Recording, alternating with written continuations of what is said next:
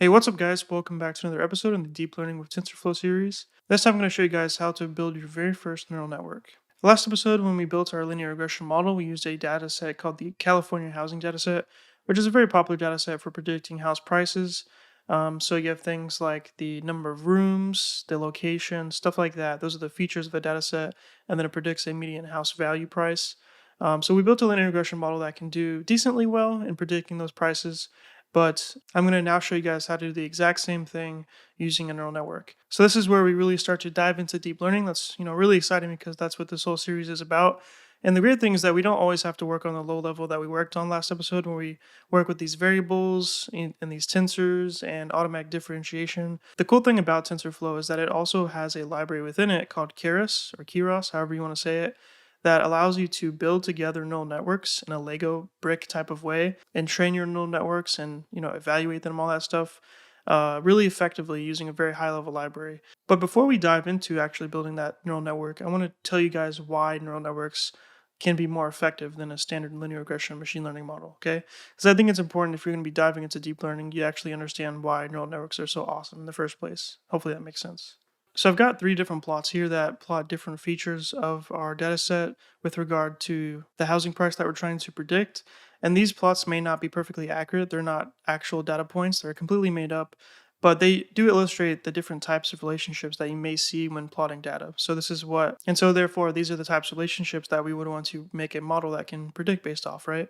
So, for example, if we want to plot the median income, this is what it could look like, where you have median income on the x-axis, and then on the y-axis you have the house price. So you can clearly see that there is a quadratic relationship between the median income and the house price that we're trying to predict. It sort of starts off kind of gradually, and then as the median income gets larger and larger, so does the house price. It's definitely not a linear relationship, because if it was, it'd be more of a straight line. So if this alone was the only feature of our data set, and we're trying to predict the house price, and we build a linear regression model, this is what it could potentially look like. You're building a best fit line that tries to approximate the data as best as possible, and a linear regression model is only as good as a best fit line. It can't be curved, right? It's literally a linear, a line, right? So obviously this is not the best type of model for a quadratic data set, right? And don't get me wrong, besides linear regression and neural networks, there are many other different types of models, like polynomial regression models, that you could use to model this data very well as well. But neural networks, of course, is what we're going to be focusing on in this deep learning series. So that's why I'm only illustrating these two different model examples here, okay?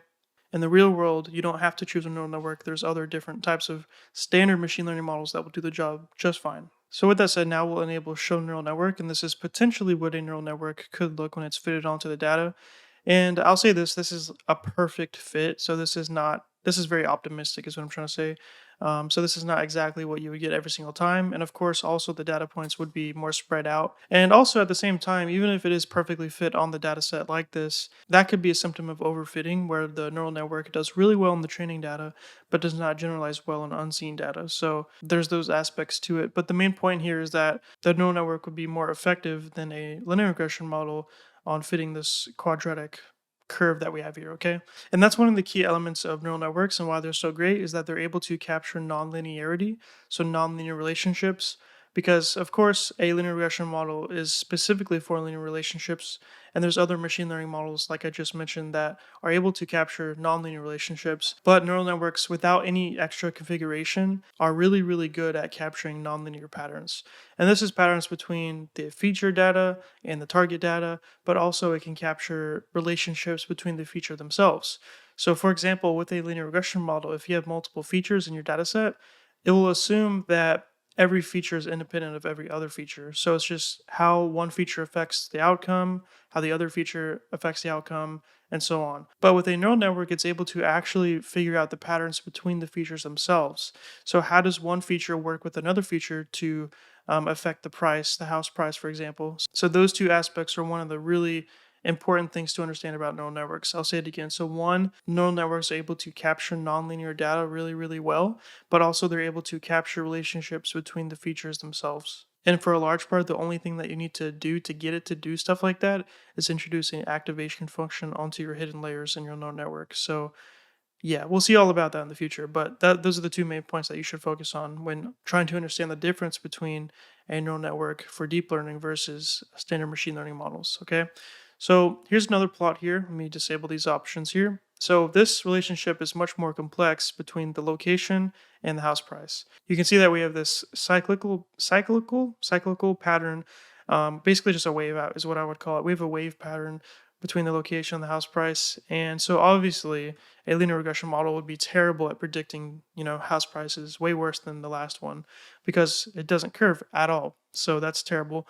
But if we do a neural network, like I said before, a neural network is able to capture nonlinear relationships really, really well. So obviously, this would be a nonlinear relationship because it's curved. So I'll show you one more here. Now we have a logarithmic pattern. So you can see that it starts off pretty exponential in terms of its growth, but over time it starts to plateau. And that's very characteristic of a logarithmic curve. So if we enable our linear regression model, you can see that obviously it's not going to be good at predicting these outcomes very well. And then if we enable our neural network line, you can see that, of course, it's able to model nonlinear data, so it's able to predict it a lot better.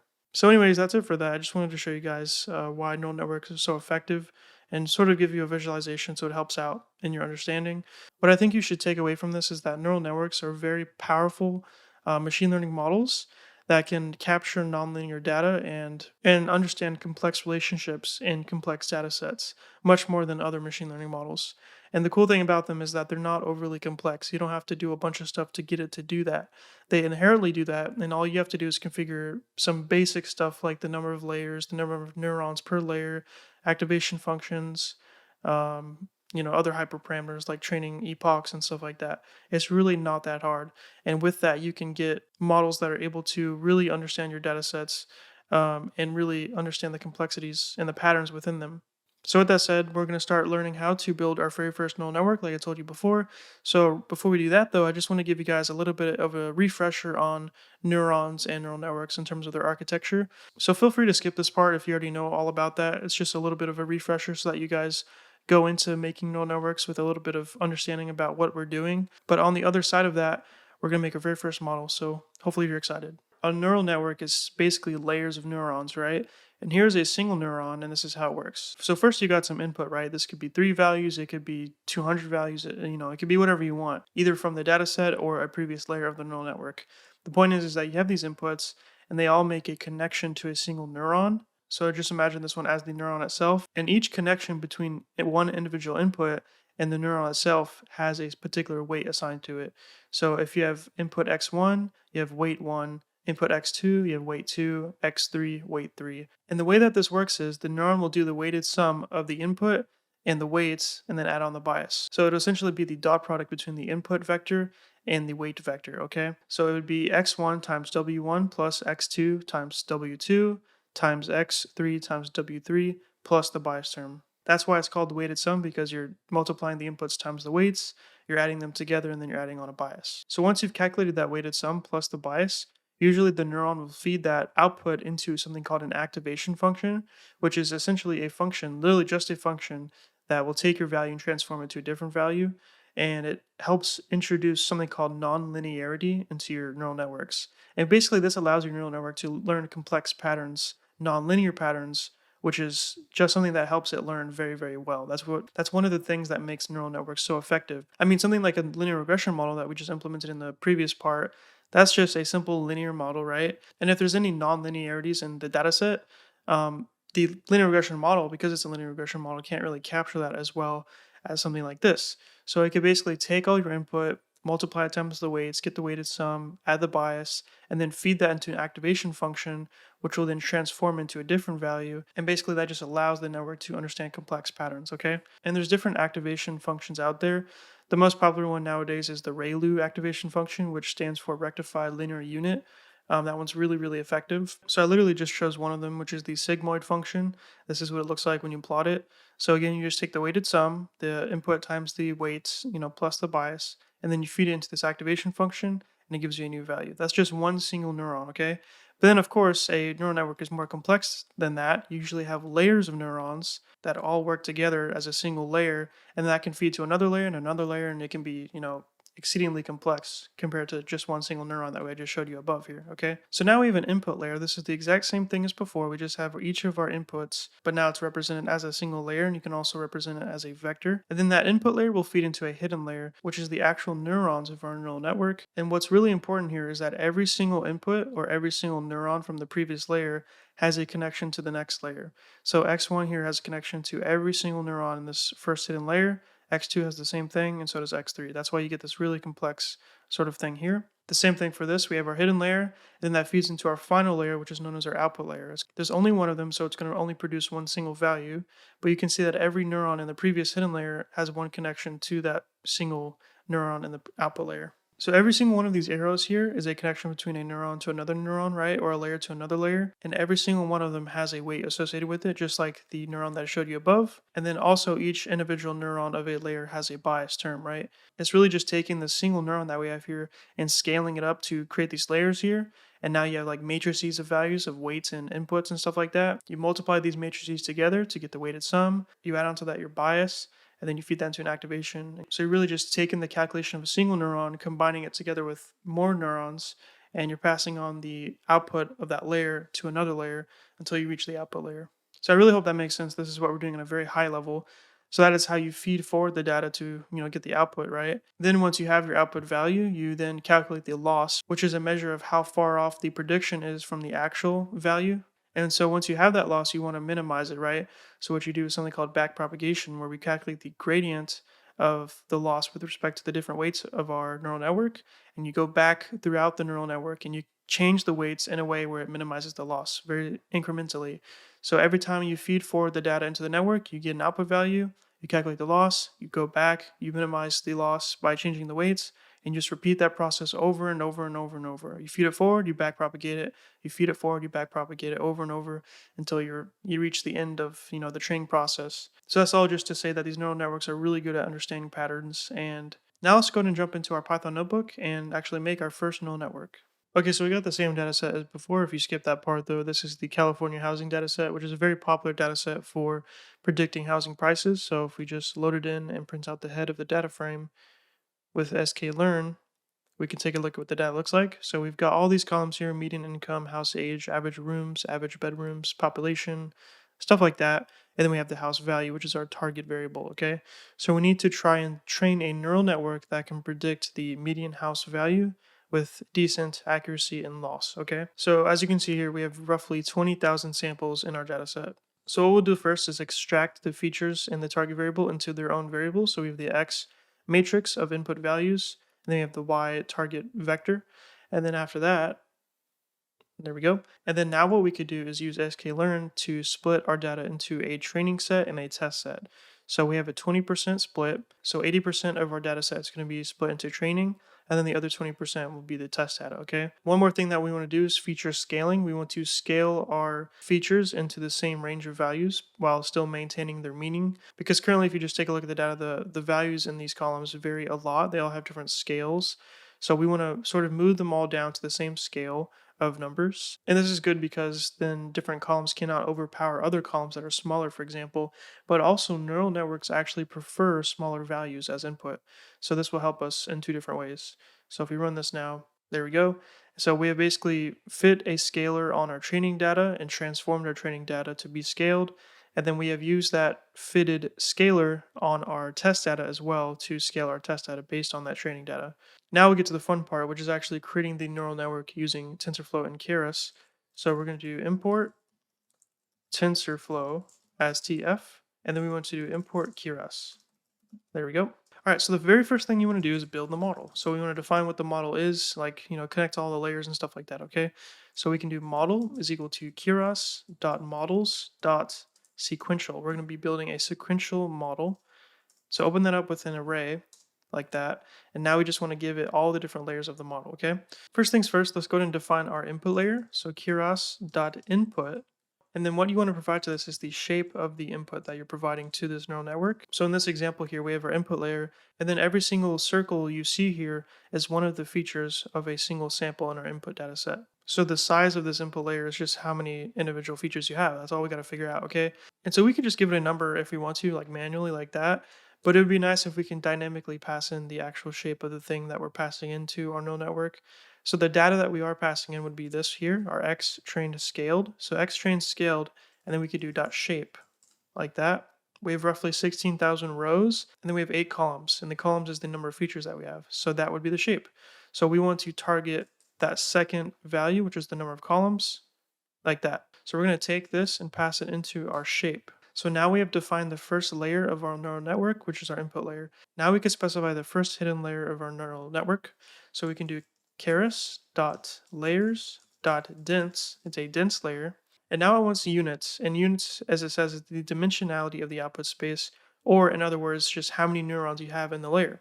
So we're going to do 64 neurons. And then now we also want to specify an activation function. And the activation is just the name of the activation function we want to use for this layer. If we refer back to this again, we see that a neuron is calculated by taking the weighted sum of the inputs and the weights, right, plus a bias, and then you feed that value into an activation function. So we're simply going to tell it the name of the activation function that we want to use, which is ReLU, the rectified linear unit. We're using this, we can use this one, we could use sigmoid. ReLU is the one that we're going to be using because it's actually really, really good compared to the other ones. It's really effective, and it's the most popular one that people use nowadays. So I would say just by default use ReLU unless you're doing something specific where you don't want to use that one. We can add another hidden layer if we want to. We can add as many as we want. So we're going to do keras.layers.dense. We're going to do 32 neurons this time, and we're going to specify the activation again as a ReLU activation. So those are the two hidden layers of our network, and then now finally we can define our output layer. So we can do keras.layers.dense, and now we're just going to do 1 because we want one output, which is the median house value that we're trying to predict. And a lot of the time you're going to have an activation on this output layer depending on what you're doing. But for this specific use case, we're doing a regression task and we're trying to predict a continuous number, like just, a floating point number. We don't need an activation. We're just trying to get the number directly, and that's going to be our output, okay? Okay, so this is how you define the model itself. You're going to make a sequential model. You're telling it the input shape using this input layer here. Then you're adding on 2 hidden layers, and you're defining how many neurons in each of the layers. We're starting with 64, and then we're going down from there, which is very common. We're specifying the activation as ReLU, because that's a very effective activation. And then at the very end, we want to distill all of that into one single output neuron, because we're trying to get one single value from our model. That's what we're trying to predict, right? So at this point, once you have defined your model in terms of its architecture, now you can compile the model. And when you compile a model, you are defining 3 things: an optimizer, a loss function, and metrics. Okay? These are very important. So we're going to do model.compile. And then to this, first we can pass in the optimizer. And the role of the optimizer is to take your loss function that is calculated when you're feeding, data into the neural network and minimize it. So it's going to calculate the gradient of the loss with regard to all of the weights of your neural network and do backpropagation, and it's going to just automatically change the weights for you. And that's really amazing. You don't have to implement backpropagation yourself. You don't have to worry about how that actually works. This will do it all for you. So all you have to do is just give the name of the optimizer that you want to use. So it could be something like SGD for stochastic gradient descent. We can do Atom, which is a very popular one. So we'll stick with Atom because just like ReLU, it's very popular and also very effective. This is one of the best optimizers available today. There are a bunch though, but I think for general purposes, just choose Atom. Okay, so once we have our optimizer, which again is minimizing our loss and updating the parameters of our model, now we can define the loss itself. This is the thing that we're trying to minimize, right? The loss is a measure of how far off our predictions are from the actual values that we're trying to achieve, right? And for a regression task like this, we're trying to predict a continuous value for something like, predicting house prices. The most common loss that you'll use for that is MSE, or the mean squared error. And as you do different deep learning tasks to try and predict different things, you will have different loss functions that you want to specify. And I'll teach you guys the different ones that you want to use. So when we first start training our model, the MSE, the loss is going to be higher. And then the Atom optimizer is going to achieve to bring down that MSE value by changing the weights of the model in a way that makes it, smaller, okay? And then finally, you want the metrics. So the metrics, you can specify this as an array, and you can actually measure multiple metrics when you're training this model and evaluating the model, but we're going to do just MAE, which is the mean absolute error. The mean absolute error is the average of the absolute differences between the predictions and the actual outcomes. What that really means for us, though, is that it's a metric that allows us to evaluate the performance of our model, just like the loss does. Now, the loss is also a metric that we're using to evaluate our model, but this is something that we're specifically trying to minimize when we're training the model. These metrics, on the other hand, that we're specifying here in this array are simply used to monitor the success of the model during training and validation. We're not directly trying to minimize it, okay? So they're both used as metrics for our model, but this one's specifically trying to minimize at all times using our optimizer. And these are just, other metrics that are available to us to see how our model is performing, okay? Okay, so now we've defined the layout of the model. We've compiled the model, specifying the optimizer, the loss function, and the metrics that we'll be measuring. And then now we can finally actually train the model, okay? So to do that, you can do history is equal to model.fit. So you're fitting the model on training data. And so the first thing that you want to specify is the actual training data that you're trying to fit it on. So we're going to do x train scaled, and then now y train. And now you just got to specify some of the hyperparameters of the model. So we can do epochs, which is essentially the number of training iterations, how many times we're going to do a forward pass, and then do back propagation to update our weights. So we could do like, I don't know, 10 for example. And then now we can specify something called the batch size. I'll explain this one more in a second. And then after the batch size, we'll do validation split is equal to 0.2. I'll explain this one more in a second as well, okay? But once you have called model.fit, that's going to start training your model, then outputting the metrics as it's training it. So let's just go ahead and run it and just take a look at what happens. Okay, we got an exception just because it says the undefined shapes are not supported. And this is where we specified our input layer, right? We specified the shape of our input that we're passing in by getting the number of columns of our input. But after that, we want to just put a comma because it's common practice to have a comma when you're doing the shape.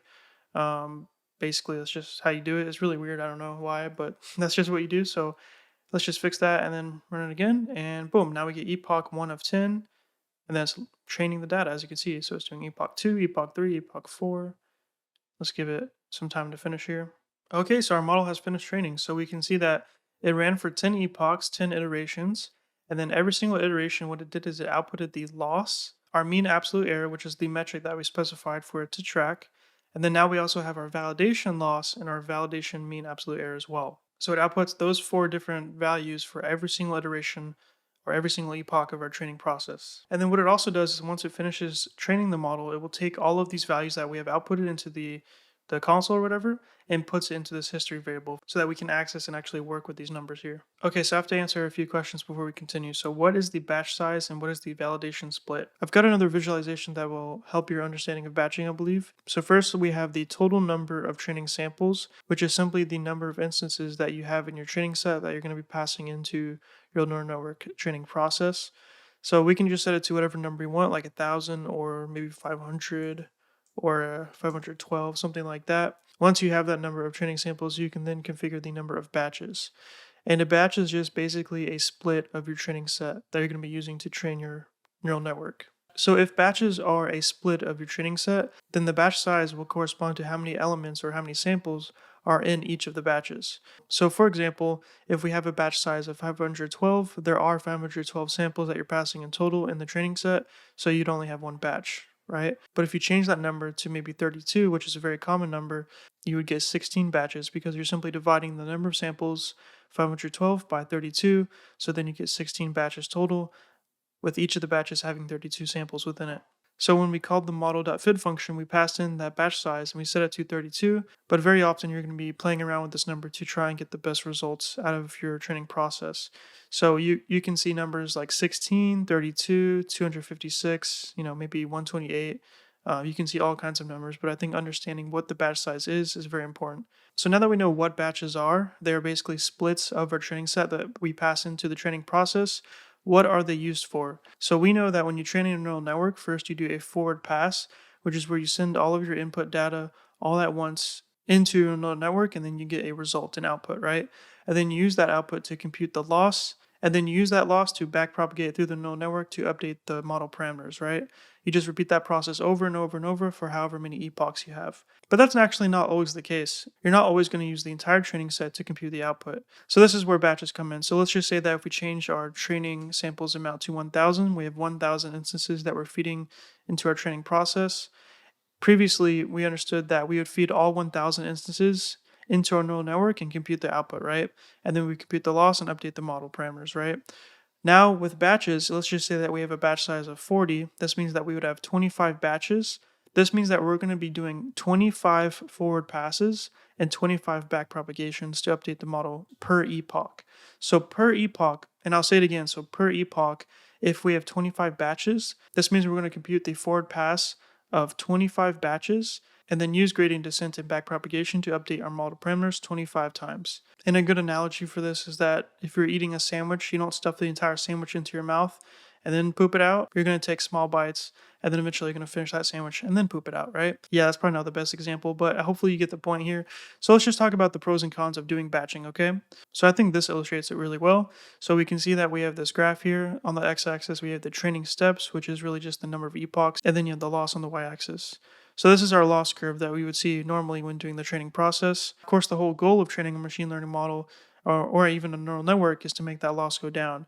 So no matter what batch size we have, it should be going down, but having different batch sizes will make it go down in different ways, okay? So for example, if we have a small batch size, such as maybe 16 or even 1, if we just process one sample at a time, this will have different effects on the training process versus a larger batch size, like doing it all at once, or maybe like 256, for example, right? If it's smaller, this is going to have higher noise in gradient updates. And you can definitely see that if you look at this graph here. So you can see that the blue line, the small batch, is definitely more noisy than the green line, the larger batch. You can see that the green line is more steady. It does go up and down at times, but it's definitely more steady. But the blue line is going really radically up and down as it's descending. So a smaller batch size will have higher noise, and then a larger batch size will have less noise or more stability. Besides that, the other trade-off is faster convergence. And convergence simply means that the model during training has learned as much as it can, and from that point on, it can't really learn much more, or it's going to start overfitting on the training data. And this is something else that you can definitely see with this graph here. The blue line goes down much more quickly, even though the updates are more radical and more noisy. It goes down much more quickly than the green line or even the yellow line, or rather orange line. So the smaller the batch size, the more noisy it is, but also the more quickly it can converge or reach the optimal point in the training process. And again, the green line will have more stable updates, but it can take longer to reach that convergence point. So with that said, ideally you want to find a batch size that kind of gives you the best of both worlds. You want to balance those two trade-offs, right? You want to have as much stability as possible, but also converge as quickly as possible so that you save on resource usage and also time. In terms of resource usage, a larger batch size will use more memory, of course, right? For example, if we don't even do batching and we just use the entire data set for the entire forward propagation process, that will obviously take up a lot of memory if your data set is very large. If we have 100,000 instances in our training set, that means we are loading 100,000 instances into your computer's memory. Obviously, that's not going to be as optimal, so what you would want to do usually is batch it. And so some common numbers that you'll see is like 32, 64, maybe even 16. But a lot of the time, what you want to do is just kind of play with these numbers to see what kind of results you can get. But at the same time, I think understanding what these numbers do and how they have an effect on the training process is very important. And hopefully with this explanation that I just gave you, you now understand that. And then now we have the validation split. So currently when we have our data set, right? We have split our data set up into a training set and a test set. The training set is the data that we're actually going to be training the model on. And then the test set is what we use to evaluate our model once we're finished training it usually, right? So when we specify a validation split of 0.2, basically what this means is that when we pass in our training set into the fit function that we're calling to train our model, we are taking 20% of that training data and setting aside. Very similar to how we do our test set, but we're setting 20% of our training data aside. And what we are doing with that validation set, every single epoch that we train the model, we are updating the model parameters, and then we evaluate the model based on the training data, right? But we still want to get a sort of preview of how the model performs on unseen data, okay? So the validation allows you to achieve that during the training process. So to put it simply, the validation set allows you to see how the model performs on unseen data during training, and then the test set allows you to see how the model performs on unseen data after training. And you may be wondering, why do we want to do that if we already have the test set? And one really important reason is basically we can see when our model starts to overfit on the training data. On our test set, we just take the model and evaluate it once to see how the model performs on the test set. But if we check the performance on our model on the validation set every single epoch, we can see in real time how the model is performing on unseen data, and we can see if the model is starting to overfit on the training data, meaning that it's performing better on the training data, but performing more and more worse on unseen data, okay? And I'm actually going to show you guys how to evaluate what I'm just explaining in more detail in just a minute here. So if that doesn't make complete sense, just wait for me. I promise it'll make more sense in a second, okay? So at a high level, we have our training set, we have our validation set, and we have finally our test set, okay? The training set is used to train the model. Pretty simple, right? Then the validation set is to measure the performance of the model on unseen data during training. Finally, the test set is used to measure the performance of the model after training.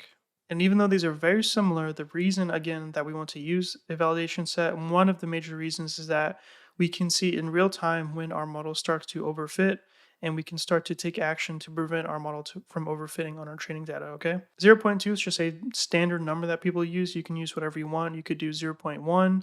If you have a really big data set, you can make that number smaller, but 0.2 is just, a good default that you can use, okay? So now hopefully these four values make sense, okay? So the first two is the loss and the mean absolute error on the training data when you're training the model. And then the validation loss and the validation mean absolute error is used after you've gone through all the batches and then you evaluate the model just on the validation data. Okay, so I know I'm doing a lot of talking, but I really just want to make sure you guys understand this as deeply as possible here. So we've seen how to build the model, we've seen how to compile the model, now we've seen how to actually train the model. And during training, it gives us these metrics and it also outputs them into this history variable, right? So this history variable that we have here will contain all of these metrics in a way that we can access them and even plot them, which is actually very, very helpful to visualize how our model is performing. So we could start by doing something like this. So history dictionary is equal to history dot history. And then what we can do is do history dict dot keys. This will tell you the metrics that you have available to you. So we have the loss, the mean absolute error, and then the validation loss and validation mean absolute error. Let's go ahead and start by plotting the loss of our training over time. So this would be the training loss and the validation loss. So we can access them by doing, for example, loss is equal to history dict, and then specify just loss like that. And then we do val loss is equal to history dict val loss. And then now we could use matplotlib to actually plot these two. Here we go. So we're passing in the loss and the validation loss to the plot, labeling it, and then, showing it. So this is what it looks like. So we have up to 10 epochs. So that looks about right to me. So 0, 2, 4, 6, 8, 10, 10 epochs. And then you can see that the blue line is our training loss over time or over the epochs.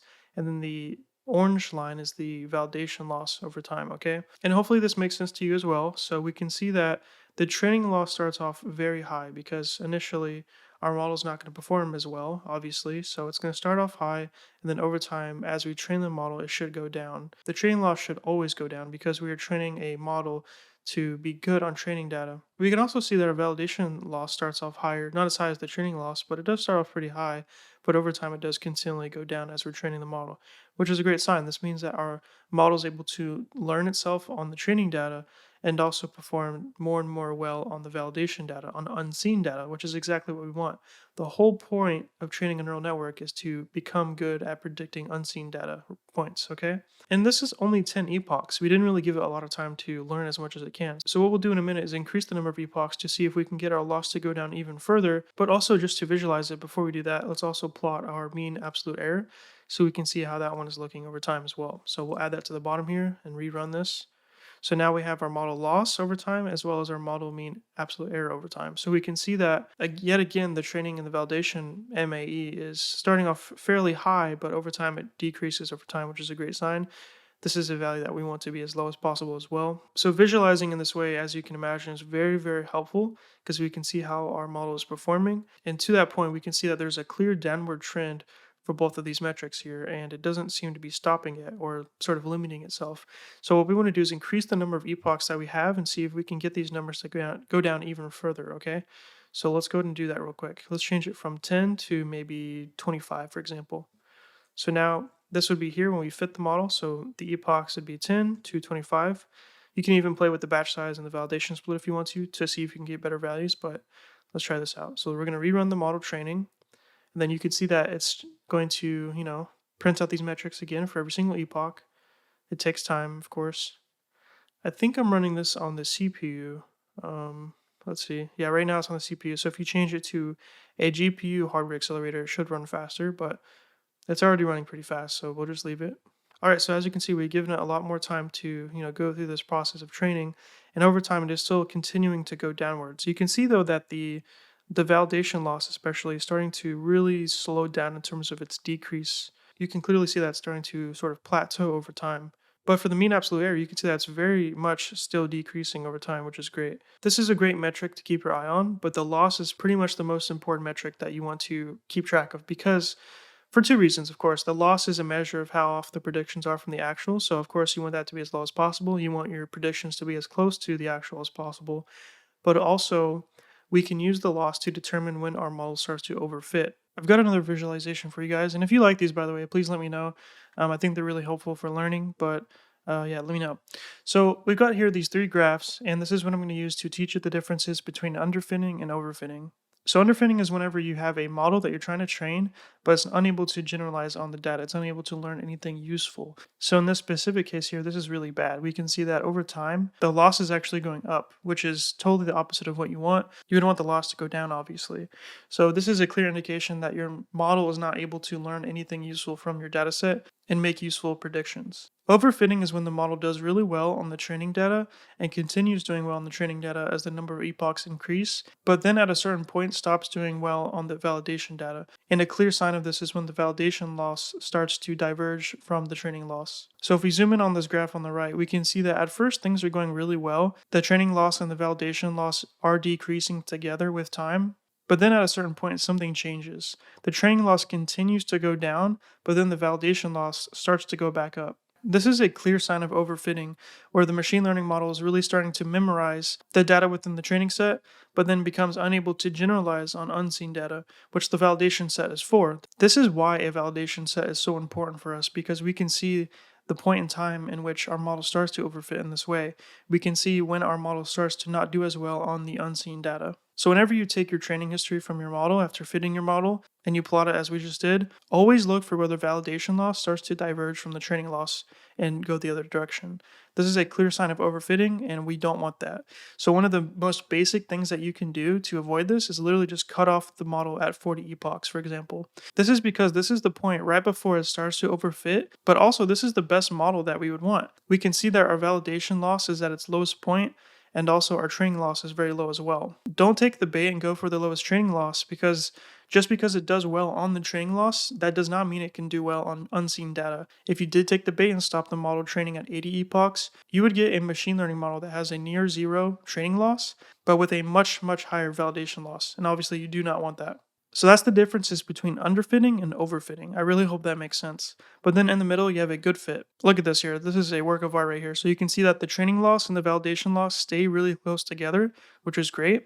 So as you're training the model on the training data, it's also able to generalize really well on that unseen data, the validation data. It just continues to go down over time, which is great. And then the model cuts off right here because you can probably assume that it might go back up from that point on. It will start to overfit. So cutting it off, as I just described, like here, is a great option. Okay, so here's our results after 100 epochs. It's still not clear that the model is starting to overfit. You can see that, I mean, it's very hard to tell just because it's moving so slightly, but even though there are momentary ups and downs, the model trend for the validation loss still seems to be going down. So it looks like it might increase a little bit here, but it does seem to be going down for the most part. One thing that we can do to help us, and we'll learn more about these in the future, is add something called a callback. Basically, it's a thing you can add to whenever you're fitting your model that whenever it detects that it starts to overfit, it'll automatically stop the training process for you. So you don't have to like scan these graphs and like figure it out yourself and retrain the model. Anyways, so now at this point, we're almost done here. We've trained our model on our training data. We've also done validation. We've also done a validation split so we can see during training how our model is performing. Then once we're done training, we are graphing the results to see how our model has done, essentially. But then we still have one more thing to do, which is evaluate our model, see how our model is doing on our test set. And that's important because the test set is the final thing that you use to see how your model performs on unseen data. The validation set's only for training. It gives you sort of a preview, and that allows you to tweak your hyperparameters. But the test set is just the final step. You always want to see how your model performs on unseen data. So to evaluate your model on that test set, we can do results is equal to model.evaluate, pass in the text set. So it's x test, y test. Actually, it would be x test scaled because we scaled that before, right? So now what this will do is take the model, which has already been trained, and then apply the test data on that model. And here's our result. So now we get 0.27 for the loss and then 0.34 for the mean absolute error. So that's how our model performs on the test data. You can also, another thing that you can do is also make predictions, because that's the whole point of a model, right? Once you've made a machine learning model and you've determined that it's a good model and you want to actually use it in the real world, you can now make predictions. So you can do model.predict and then just pass in, for example, we can use the test data. So x test scaled. We can pass in that test data and then have the model make predictions and then output the predictions for you. So we can do predictions. And there we go. So now we get a matrix of all the predictions of the test data that we provided to it. Okay, we've made our very first neural network using Keras, which is part of TensorFlow. I know there was a lot in this video just because I had to explain a lot of different small things that go into this, but as you can see, the actual act of building the model and compiling it and fitting it is so freaking easy. It's literally just a really small amount of code. And once you understand what these different things do, it's not that hard to really understand the whole picture. So I really hope that I was able to explain it in a way where you guys understand it as well. Of course, we're going to get more and more experience, so it'll make a lot more sense in the future. But I think hopefully this is a good start. Just let me know if there's anything I could improve on in my explanations here. But yeah, just as a recap, we built our model. We built a sequential model. We defined our input layer, the shape of our input. We defined 2 hidden layers in our neural network. This first one has 64 neurons. The one after that has 32 neurons. They both have the ReLU activation functions. And then finally, we have our output layer, which just has 1 neuron or 1 output dimension because we're just trying to predict 1 continuous number. So with regression, that's usually what you do.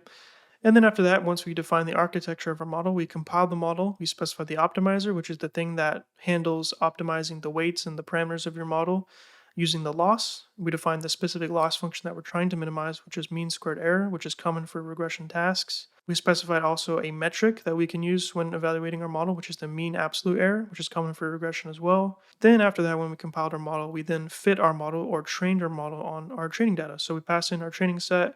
We told it that we want to split our training set. 20% of it is going to be our validation set so that while we're training our model, we can validate it to see how it performs on unseen data. We told it that we want it to run for 100 epochs, so 100 iterations of training. We did a batch size of 32. So all that means is that we split our training set into batches, and then each batch is going to be 32 samples, okay? After that, once we trained our model, let's pass all this input here, we got the history of our model and plotted it so we can see how the model loss and the model mean absolute error looks over time. We also explained what overfitting is and how you can identify it within your loss here. We'll see more of that in the future. I also showed you guys how you can evaluate your model on the test set, which is always the final step. You want to see how your model performs on the totally unseen data once you have determined all the hyperparameters and everything like that you want to use. So this is our loss and our mean absolute error. And then finally, I showed you guys how to make predictions using your model. So hopefully it all made sense. Hopefully you guys are ready for some more practice. We're going to train a bunch of more neural networks in just a minute here. If you have any questions, leave them in the comment section below. And then also, more importantly, make sure you check the description for all the code, okay? Because it is very helpful to have all this, and you can run the notebook yourself and do everything that you need to do to learn, okay? So thanks for watching, everybody. I'll see you guys next time. So that's it for this video, everybody. I really hope you learned something new. If you liked the video, please hit the like button, and if you want to see more, hit that subscribe button. Make sure to also check the description below for important links to code and other resources, but also really important, join our Discord. We have a big community of over 5,000 programmers, and it's a place where you can find new friends or get help on any code that you're stuck on. If you want to support what I do on this channel, please consider hitting the join button below, and this will allow you to support my channel for as low as $1 a month, but there are different tiers to choose from if you want to. For anyone that becomes a member on my channel, you get a special rank on my Discord server, early access to new videos, and you can just see yourself on the screen right now. So if that sounds cool to you, feel free to join. If you don't want to, that's fine. If you can't, that's okay too. I really just appreciate you watching the video anyway. Thank you so much. And that's it. Peace.